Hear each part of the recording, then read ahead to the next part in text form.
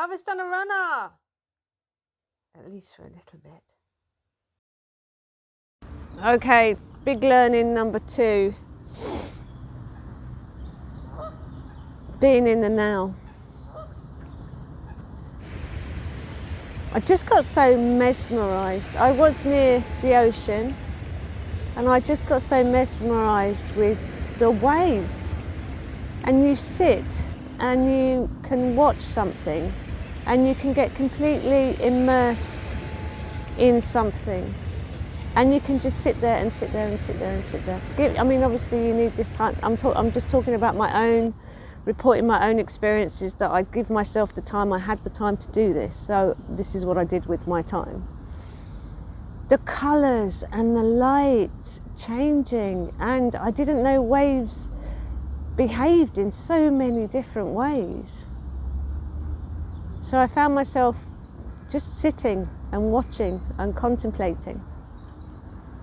And then there was this one day while I was sitting there and I was watching the light change.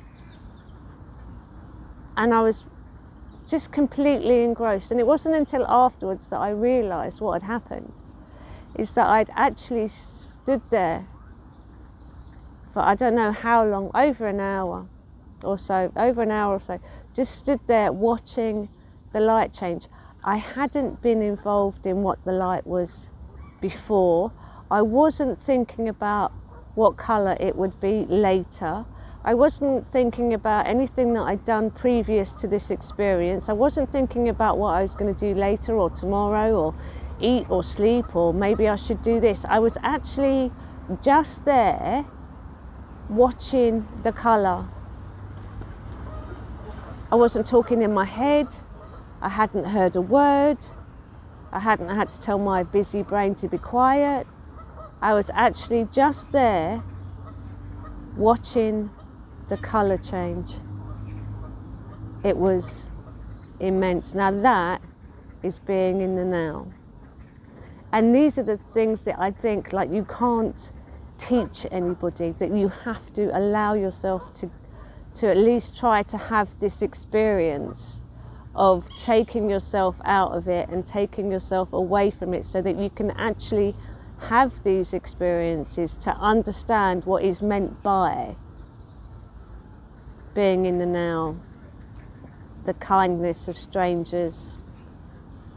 Another one that I'm going to go for is, there was one day I was walking along, and this is gratitude. Gratitude. And we're told by gurus all the time to, you know, and I do, be in gratitude, say your blessings. I mean it counts, it does count. Say your blessings every day, you know, and think about all the wonderful things that are going on in your life to bring about, you know, that positive feeling, raising your vibration and everything else. So I'm just going to talk into this one day of this extreme gratitude that overcame me.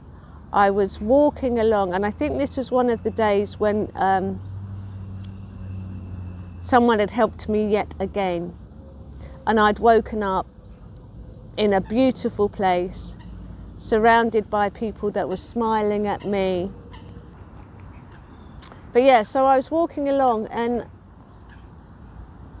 I had this overwhelming joy, like I was levitating, and like my body was full of light, and I was having tears because I'm feeling it now. I just heard myself say, I have everything. Everything. Everything. Like Maslow's entire hierarchy, friendship, kindness, a beautiful space, freedom from a busy monkey brain, you know, everything that you would want. I just felt like I had absolutely everything there was to have in the universe at that point. And that's gratitude. And I just thought, you can't teach people this level of gratitude. People actually have to just go and experience it for themselves. And that's it. You have to be.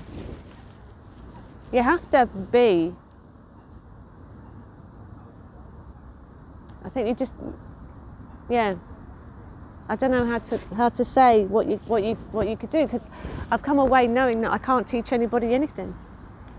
Basically, what you need to do, I would suggest, is if you read the Hermetic laws, then that's basically it, you know, and then abide by them if you can. It's hard being in today's society, obviously I get that, but I'm not talking into that. I'm talking into the examples of what I experienced on a spiritual level.